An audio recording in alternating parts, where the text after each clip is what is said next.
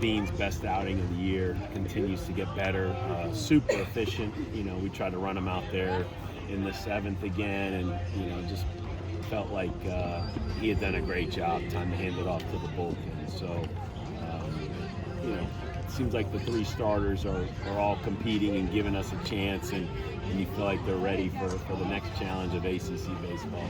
After him having, I guess, Jake having a couple rough outings to get his career started, what was the reaction from the team out there as he comes out and picks up his first win?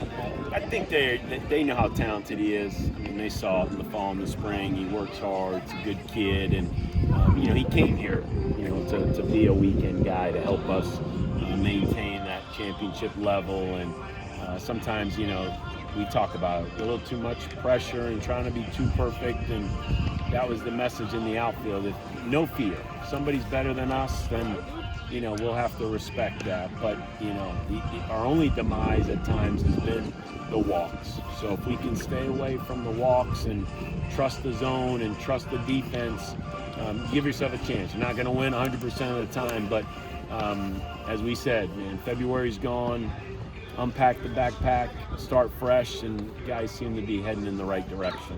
Obviously, you want guys to come out of the bullpen and do well, and he issued a couple walks to help load the bases, but still a tough situation, and Brandon was able to get out of it. That's what we're talking about. It's not, Stark continues to be very good, especially against left-handed hitters. He has the walk, and then the righty kind of squeaks one through there, and Shannon was really good. And like I said, a couple walks in there, but you see the stuff's electric. He continues to get better, as you like to see with your young guys, and it's not easy pitching out of the bullpen. It's not easy pitching in leverage situations, and you could see the trust Coach Williams already has in a young pitcher like Shannon, that just keep running out there, man. Keep competing. The guys love playing behind them, so all the way around. And then England, again, if England can make it look easy, man, that's always a positive sign. A lot of really good contributions this weekend from Jimmy and from Cade. We talked about them both over the last couple days, but those dudes stepped up big and are really starting to contribute to the offense, and it just really lengthened the lineup out. Yeah, I mean, Cade Elam's hitting 9th. I had him hitting 3rd. I had him hitting 4th, 5th. Most of the guys in our lineup are very versatile. I mean, you put Crane somewhere in that 5 or 6. You put Hot 6, 7, and they all have the ability to hit on the top half. And so you're just trying to find the right combination. So, when Jimmy could do what he did today and had some really good swings this weekend, that's nice protection for Tay, because you see how hard they're pitching Tay.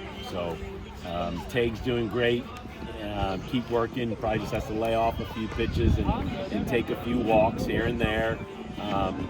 But that's only effective if the guy behind you can do some damage, and we've seen Jimmy do that. So it's nice that he's getting going. A little bit of a slow start, but again, just learn and grow. And new day. This was a new weekend, new month of March, and guys are playing good. When we chatted with you after Morehead State, you were talking about the energy or the right mindset with this team.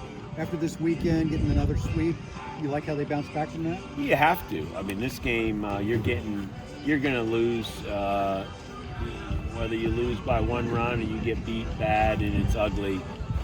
No one's immune from either. And so when it gets ugly, I just like the way they responded. They weren't happy. They took ownership. I took ownership. I mean, we did as a coaching staff, but they really have to regroup, and good practice, and came out and just did it in all 3 areas, and so this is an exciting week for us when we get spring break, when we get 5 games in a week, when hopefully we get elementary school day.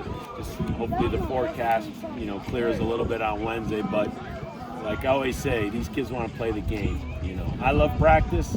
That's because I'm the head coach and I get to make the practice schedule, but these kids want to play. And it does, as I always say, showcases our depth, our talent, especially the bullpen, where, we get guys going in the right direction, and then we become a complete team. Tate talked with us a little bit on Friday after the game, mentioning, he thought there was just like a little bit of an attitude shift in the guys after Tuesday night. and one that needed to be made. Is that something that you noticed as well? I mean, I trust these guys. We push them to be their best. They have to want to do it. I'm not in that locker room. I'm not hanging out with them.